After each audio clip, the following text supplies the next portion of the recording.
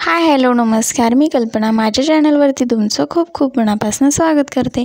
आज आपण गव्हाच्या पिठाचा किंवा मैद्याचा लच्छा पराठा न करता आपण मेथीचा लच्छा पराठा करणार आहोत। तर रेसिपी नेहमीप्रमाणे साधी सोपी आहे, तर रेसिपीला सुरुवात करूया। तर इथे मी गव्हाचं पीठ घेतलेलं आहे। जितकं आता ह्याचं मी प्रमाण सांगत नाही, तुम्हाला कमी जास्त तुम्हाला हवं तेवढं तुम्ही करू शकता। तिथे मी गव्हाचं पीठ घेतलेलं आहे आणि इथे मी जे आपण बाजारातून मेथी आणतो तेव्हा फक्त पानं अशी काढून घ्यायची। जेव्हा आपण पराठा तयार करतो तेव्हा तो व्यवस्थित आपल्याला करता येतो। त्यामुळे बारीक जेव्हा पानं काढतो तेव्हा अशी बारीक आधी स्वच्छ धुवून घ्यायची आणि बारीक अशी कट करून घ्यायची। तर आता इथे आपण गव्हाचं पीठ घेतलं, त्याच्यामध्ये हे सगळी मेथीची पानं जी आपण बारीक कट केली ती आपण ह्याच्यामध्ये टाकलेली आहेत। तर इथे मी बारीक कट करून कोथिंबीर घेतलेली आहे, तर ती आपण टाकूया। आणि इथे मी लसूण मिरचीचा बारीक असा ठेचा करून घ्यायचा। थोडं हवं तर पाणी घालू शकता, कारण ते अगदी पेस्ट सारखं होतं आणि आपल्याला लाटताना वगैरे जेव्हा आपण पराठा लाटतो तेव्हा आपल्याला त्रास होत नाही। त्यामुळे थोडंसं पाणी टाकून थोडीशी मिरची, तुम्हाला तिखटाचं प्रमाण जसं कमी जास्त हवं त्याप्रमाणे तुम्ही बारीक असं फिरवून घेऊ शकता। थोडंसं पाणी टाकायचं आणि ते आपण इथं टाकलं। आता थोडेसे पांढरे तीळ टाकले आणि इथे मी 2 चम्मच दही घेतलेलं आहे, ते इथे आपण टाकणार आहोत। चवीनुसार मीठ टाकायचं। तर इथे आपण मीठ टाकलं, ते व्यवस्थित एकदाच मीठ टाकायचं, थोडं जास्त म्हणजे अगदी म्हणजे चव येईल। खूप असं अळणी पण नको, खूप असं खारट पण नको।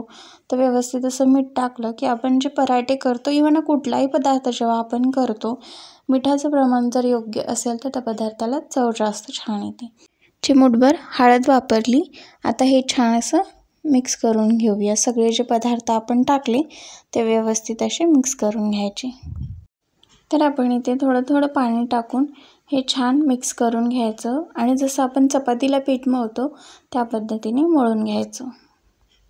इथे आपण जेव्हा बेसन पीठ वापरतो ते आपण मसाले वापरतो तेव्हाच टाकायचं।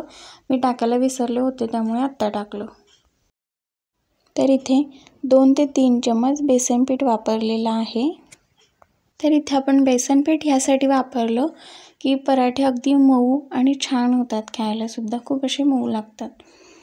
तर इथे आपण जसं चपातीला पीठ मळतो त्या पद्धतीने इथे आपण पीठ मळून घेतलेलं आहे। आता ह्या पिठाला काय करायचं, किंवा उंडा ह्याला आपण वरतून तेल लावायचं, छान असं तेल लावून घ्यायचं। किंवा टाईम असेल तर 10 ते 15 मिनटं तुम्ही छान झाकून ठेवू शकता, कारण तर आपण जेव्हा चपातीला सुद्धा पीठ वापरतो ते छान असं मुरलं की त्याची चपातीसुद्धा खूप नरम आणि खूप छान येते, फुलते। तर ह्याच पद्धतीने कोणत्याही पद्धतीचं पीठ जरी असलं थोडंसं भिजलं की त्याचा कोणताही पदार्थ करायला सुद्धा अजून छान करता येतो आपल्याला आणि तो छान होतो।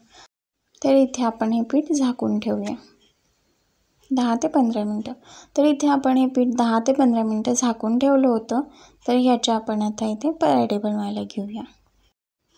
तर इथे आपण पराठे बनवण्याच्या आधी हे पीठ छान असं मळून घ्यायचं। तर इथे आपण छान त्याच पिठामधलं थोडंसं जसं चपातीला आपण पीठ घेतो तसं इथे मी पीठ घेतलेलं आहे आणि ह्याचा छान असा गोळा करून घ्यायचा। आणि ह्याला जसं आपण पोळपाटाला हे चिटकू नये म्हणून ह्याला पीठ लावून घ्यायचं आणि छान असं दाबून थोडंसं जसं आपण चपाती करतो तसं करायचं आणि आता गोलाकार असं लाटून घ्यायचं। तर इथे आपण हा पराठा लाटून घेतलेला आहे। तर थोडंसं तूप घ्यायचं आणि पूर्ण पराठ्याला असं लावून घ्यायचं।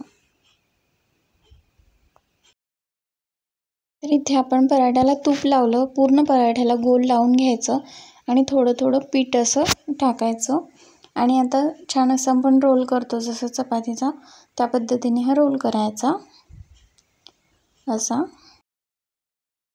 तर इथे आपण हा रोल तयार करून घेतला। तर याला आता आतून चाकूने कट करायचं। ह्याला कट करून ह्याचे 2 भाग करून घ्यायचे ह्या रोलचे। तर इथे आपण ह्या पद्धतीने रोलचे 2 भाग कट करून घेतलेले आहेत। आता हे जे आपण कट करून घेतलं त्याला व्यवस्थित असं गोल करायचं म्हणजे आता आपण जसं गोल पहिल्यांदा साधंसं पीठ घेतलं आणि जसं चपाती आपण पराठा लाटला तसंच असं पीठ घ्यायचं आणि जेणेकरून आपण हे गोल करून घेतलं त्याच्या ज्या कडा आहेत ना त्या व्यवस्थित अशा दाबून घ्यायच्या, जेणेकरून पराठा लाटताना त्या सुटणार नाही. तर आता इथे आपण दोन्ही रोल असे करून घेतलेले आहेत. तर ह्याला आता पीठ लावून आपण ज्या कडा होत्या त्या सुटणार नाही त्यासाठी आपण हे दाबून घेतलेलं आहे. आता इथे थोडंसं पीठ लावलं. आता ह्याला लाटून घ्यायचं, जसं आपण लाटतो नेहमीप्रमाणे पराठा त्या पद्धतीने लाटून घ्यायचं. तर इथे मस्त असा आपला पराठा लाटून झालेला आहे आणि छान असं गोल गोल म्हणजे आतमध्ये कॅमेऱ्यामध्ये एवढं स्पष्ट दिसत नाही पण छान असं गोल झालेलं आहे. तर हा आपण आता मस्त भाजून घेऊया. तर इथे आपण तवा गरम करण्यासाठी ठेवलेला आहे. ह्याला तूप, बटर किंवा तुम्ही तेल लावून घेऊ शकता. हे लावून घ्यायचं आणि त्याच्यावरती पराठा टाकायचा.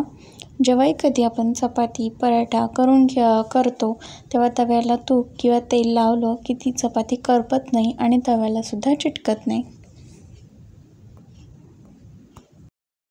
ते वरची बाजू थोडीशी सुकी दिसायला लागली की खालची बाजू छान अशी भाजलेली असते थोडीफार, तर ती आपण पलटवून घेतलेली आहे. आता जे आपण खाली अंग केलं ते सुद्धा व्यवस्थित असं भाजून घ्यायचं. खूप जास्त अलटीपलटी करून की आपला पराठा भाजायचा नाही.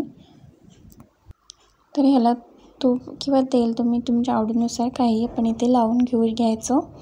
तिथे मी तेल वापरलेलं आहे. तर तेल छान असं पराठ्याला दोन्ही बाजूने किंवा जर ह्या बाजूने तेल नाही लावलं ना तरीसुद्धा खालच्या बाजूने थोडंसं पीठ असतं त्यामुळे तेल लावून घ्यायचं.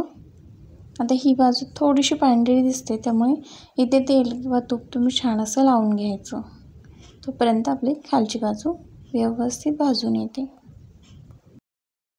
तर इथे आपला दोन्ही साईडनी पराठा व्यवस्थित असा भाजलेला आहे. तर आपण काढून घेऊया. तोपर्यंत मी इथे दुसरा पराठा तयार केलेला आहे, तो सुद्धा ह्याचप्रमाणे भाजून घेऊया. आपण पराठा टाकला आणि छान असं सुका थोडासा झाला की खालची बाजू व्यवस्थित अशी भाजून होते. आता ह्या बाजूने सुद्धा व्यवस्थित असं भाजून घ्यायचं. तर हा पराठासुद्धा आपला भाजून झालेला आहे. तर ह्याच प्रकारे सगळे मेथीचे पराठे आपण तयार करून घेऊया.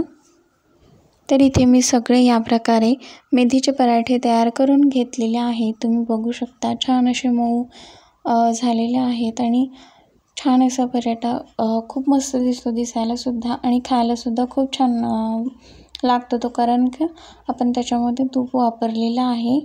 आणि लेअर्ससुद्धा तुम्ही बघू शकता छान असं लच्छा पराठ्यासारखा मेथीच्या पराठ्यालासुद्धा असे लेअर सुटतात.